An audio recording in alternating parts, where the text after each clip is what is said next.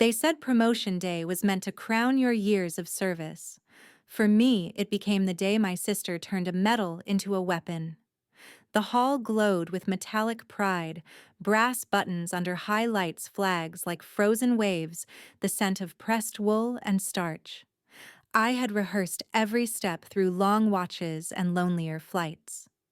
Tonight was supposed to rewrite those Whittaker dinners where Diana's voice filled the room and mine dissolved into crystal and laughter. I believed the Navy would finally look me in the eye. We marched in heels, ticking the polished floor. Photographers held their breath behind their lenses.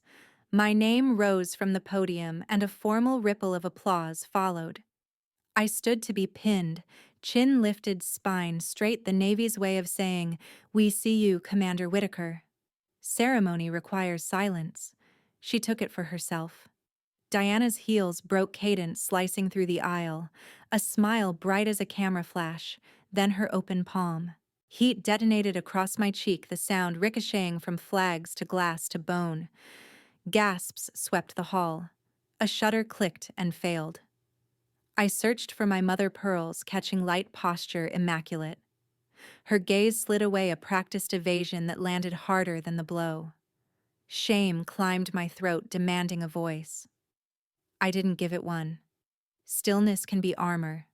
I kept the posture they taught me, shoulders square, breath disciplined. Captain Hayes hesitated with the velvet box. The Admiral neither rose nor flinched. I saluted on the beat and let the moment lock into its frame. Diana had stolen the headline. The pin hovered, but the room fixated on the print she branded across my skin. In their eyes, I wasn't a newly minted commander. I was a spectacle holding a salute. The applause, when it came, sounded brittle, a tray of glasses trembling somewhere off stage. My jaw ached with restraint. Rage would give her everything. Silence gave me purchase, a ledge to hold until the ground returned. The pin finally touched fabric, a small weight, burning like a second bruise. Cameras drifted from ribbon to wound and back again, unable or unwilling to tell which mattered. I kept my eyes forward. I let the strike belong to her, and the stillness belong to me. The formation released in fragments. Voices returned soft and barbed. I heard the words sister and unfit and trouble in the same breath, as if the slap had revealed a crack in me rather than in her. I did not explain myself. I clasped my cover, thanked the captain, and stepped down with measured steps, each one a refusal to stagger. Pride, I discovered, doesn't have to shout. It can breathe through a clenched jaw and come out steady. A chair leg scraped, a tiny noise in all that ceremony. Somehow it sounded just like a verdict. As the hall emptied, I realized the promotion pin on my chest was less visible than the red mark Diana had left on my face. Whispers travel faster than medals.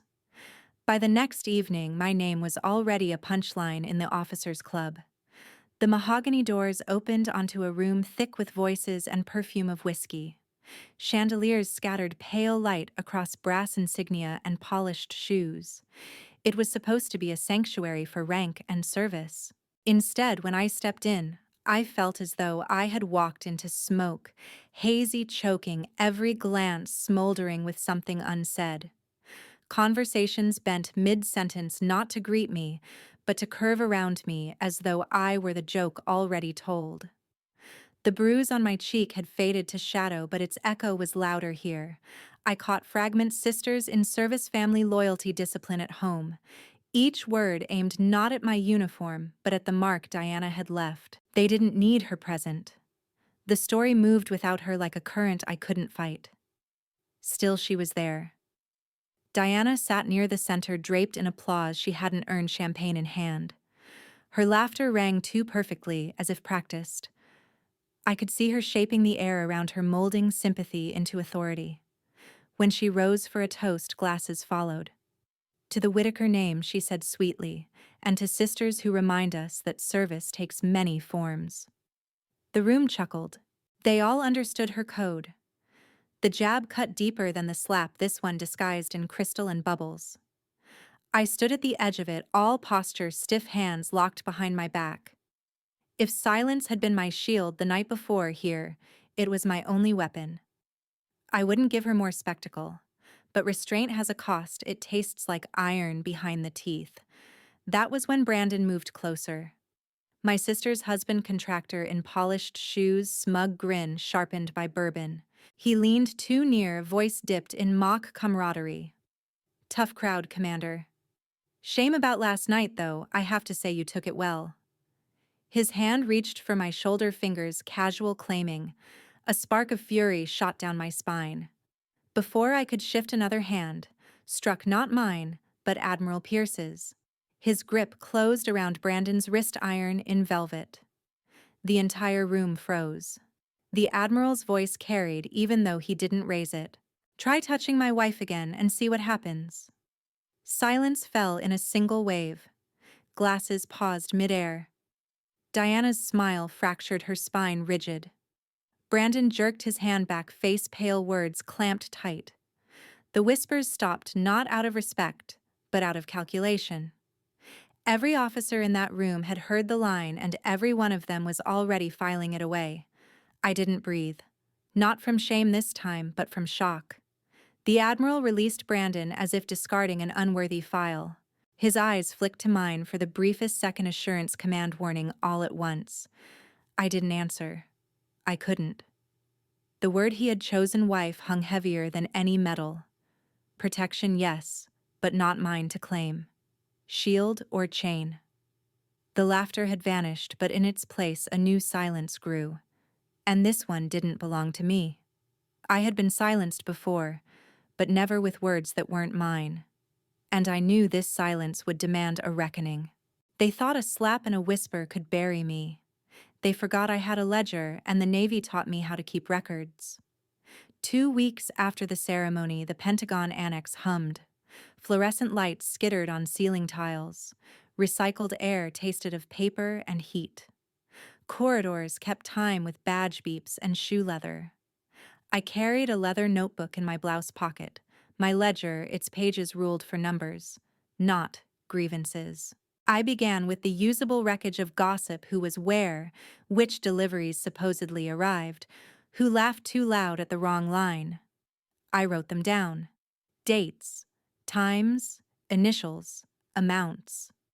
The Navy taught me that logs are biographies of choice. People are too. Rachel Ramirez met me in a copy room where the toner smell masqueraded as secrecy. "Ma'am," she whispered, sliding a thick packet from under her jacket.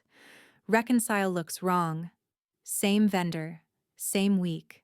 3 expedited shipments that never reached a dock." She tapped the column, Cross and Cohen. We spread pages like cards. Line items, repeated routes pointed to a warehouse no ship used. Confirmations signed in the neat, unnatural hand of someone tracing themselves. I logged invoice numbers, routing codes, terminals that supposedly scanned pallets, and clerk IDs that never punched in. Approvals routed through a shell Whitmore Family Trust. Beneath it, a cosign read D. Whitmore, a flourish I knew from holiday notes. But the certificate didn't match the batch. Its timestamp clung to a time zone none of our systems kept. Either Diana traveled through a clock that didn't exist, or someone wanted it to look effortless. A shadow slid past frosted glass. A voice I recognized rode the light. Brandon. I slid the packet beneath maintenance reports and stepped into the stairwell before his shoes rounded the corner. I let my pulse climb 2 flights, then re-entered where nobody knew my face. Georgetown held its breath in my windows. I lit 1 lamp, brewed tea, opened the ledger. I stitched dates to invoices. I married signatures to IP ranges. On my screen, I overlaid Diana's pledge from a charity gala with the approval on the vendor packet. The curves matched too perfectly, pixel for pixel, a stamp, not a hand. My phone buzzed once. "They will eat you alive if you go alone," Admiral Pierce said. "Choose your silence carefully." The line clicked dead. I kept breathing. Protection and possession can dress alike. Was he building a wall around me or steering me to a door only I could open? I copied his sentence in the ledger and underlined it twice. Silence is a tool. The question is whose grip closes on it. Near midnight, I returned to approvals to the trust to ghost pallets billed by ghosts who drew pay. Then a seam split. In a buried metadata pane, the signer for D. Whitmore traced to a personal email created 6 weeks earlier. The audit trail resolved to a residential IP that hopped through a VPN but still left a hometown glint. The forgery didn't just flatter vanity, it nailed complicity. I did not cheer. I wrote the file hash creation time certificate chain the hop list. My cheek no longer burned. Something steadier did. Evidence ages well when kept cold. I closed the window a fraction, listened to the city mutter and counted beats between sirens. Tomorrow I would make 2 copies, store one with legal, keep one under lock. Rachel would get only what she needed. Brandon would get none. Diana would get time enough rope to finish tying her own knot. For years I had confused silence with defeat. Tonight I felt its edge. It could be shield or lure, patience or provocation, the still surface over deep water, where a net waits folded and ready. I eased the ledger flat with my palm pressed the crease, as if sealing a letter I wasn't ready to mail. I closed the ledger, slipped it beneath my uniform, and realized my silence was no longer defense. It was bait. If the quiet storm of this chapter stayed with you, tap subscribe and walk with me into the next one. Every courtroom has 2 battles, the one the judge hears and the one fought in the silence between gasps. December bleached the oak panels until every cough sounded like a ruling. Flags watched from behind the dais. Officers filled the gallery. I wore full dress and let my face hold polite emptiness. Pierce sat on the panel, eyes level, hands folded, never looking over. His late-night warning threaded through me, choose your silence carefully. In the gallery, Rachel gave a small nod and fixed on the table as if willing the ledger to do what voices couldn't. They called Diana first. Under oath, she arranged a tidy story of me, unstable, jealous, intoxicated by rank. She claimed she moved to embrace me, and I misinterpreted physical contact. Misinterpreted landed clean on my cheek. Brandon followed, confirming everything with the varnish of concern a con man wears. I did not interrupt. I let their words stack. When they called my name, I carried my leather ledger to the witness table, open to flag tabs, and said nothing. The clerk stepped forward. I slid the exhibits to him. Procurement files. Rachel risked to reconcile approvals through the Whitmore family trust overlays of identical signatures metadata, whose calendar did not match our systems. He delivered them to the panel. Pages turned. Fingers traced timestamps. No one looked at me. Let the papers look at them. Now. So silence spread. I thought of the club and the borrowed word, wife, a loud shield that wasn't mine. This silence was mine. Brandon broke first. This is theft. He snapped, stabbing at the packet. She stole proprietary invoices she's manufacturing. He faltered too late. You can't falsify a line item and then call it fraud, he said, and the room tilted. His lawyer pinched his sleeve. He tugged away. Those pallets were future dated.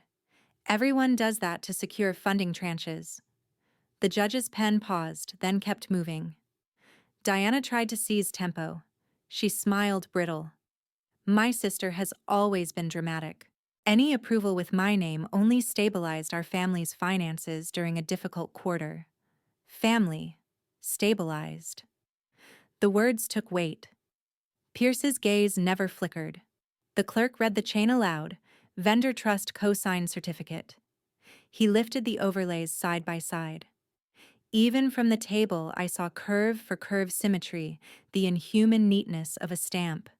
Objections flew. The judge overruled without raising his voice. 2 questions for me. Were the exhibits compiled by you? Yes. Are the signatures identical to a known exemplar? Yes. I did not lecture about VPN leaks or audit trails. The exhibits spoke better. I let my mind pass the ceremony, the crack of palm cameras choosing heat over honor. My mother's pearls catching light, then turning away. Humiliation taught me to hold still. The ledger taught me to aim. Diana's veneer thinned. We intended no harm, she said. I was protecting our name. Brandon reached for industry standards. The judge reminded him whose turn it was. Calm landed on my shoulders like a garment I had earned. I had not come to fight. I had come to watch gravity. Lies have a center of mass. Remove the scaffolding and they fall by themselves. When the last page turned, the judge looked along the flags. He did not lecture. He did not need to. He glanced at Pierce. Pierce did not move. Some protections are loud. Some are the patience of non-interference. For years I wanted a savior. What I needed was a room that could hear paper speak. The clerk gathered the exhibits. Brandon studied his hands as if they might invent a kinder story. Diana stared at me as if truth were treason. Rachel exhaled barely. The gallery leaned back, bodies releasing an inch of dread or relief. The gavel lifted. When the gavel struck, I didn't hear victory. I heard the same silence that had once erased me, only now it belonged to them. They once told me silence would bury me. Instead, it became the headline carved above their ashes. January's light thinned over Arlington, making breath visible and grief formal. Frost stitched the marble. The wind turned rows of stones into a cadence. I stood in the honor guard for a shipmate whose joke still echoed, weight of rifle weight, of flag weight of service that outlives spectacle. Commands were whispered. Boots answered. At the edge of the mourners where shame prefers to stand, I saw Diana. No entourage, no champagne laugh. Eyes slid past as if she were a draft in the air. Behind her, my mother held posture like a duty she could not resign, pearls, steady mouth, undecided. Neither called my name. I kept my gaze on the folded blue. We turned the cloth into a triangle the way we always do corners, sure stars, bright sorrow translated into geometry. When taps thinned and the chaplain closed his book, people drifted toward heat and routine. I stayed until the silence felt employed rather than empty. Pierce joined me when the crowd had loosened. He didn't touch my sleeve. He didn't lower his voice. He looked at the stones and said, "History will not forget the quiet ones, because they force the world to speak." His salute was clean, and it left a stillness I could keep. By afternoon, the Pentagon press room smelled of cables and coffee. Blue backdrop seal centered microphones waiting. The spokesperson read the findings, contracts, voided indictments filed against Brandon Cross and related entities, forged approvals tied to the Whitmore family trust, disciplinary recommendations forwarded. My record, the statement added, would reflect meritorious conduct under public duress. Brandon's name moved like a cut wire through the questions present without a body. Reporters prodded for angles for the family story. I felt the urge to narrate, to claim the air before rumor landed. Instead, I reached into my pocket, took out the metal eclipse the night it was pinned, and lifted it so the lenses could do their honest work. I let silence reach the back row first. The room recalibrated. Respect proved heavier than applause. A question stumbled, then died. I returned the metal to its pocket. In my mind, the ledger shut with a quiet click, pages aligned, evidence at rest. In the corridor, Rachel waited with fingers woven tight. "Ma'am," she said, not for protocol, but because the word steadied her. Farther back, Pierce let the moment own itself. My mother lingered near the door, eyes glassing, tethered between shame and love. Diana did not come.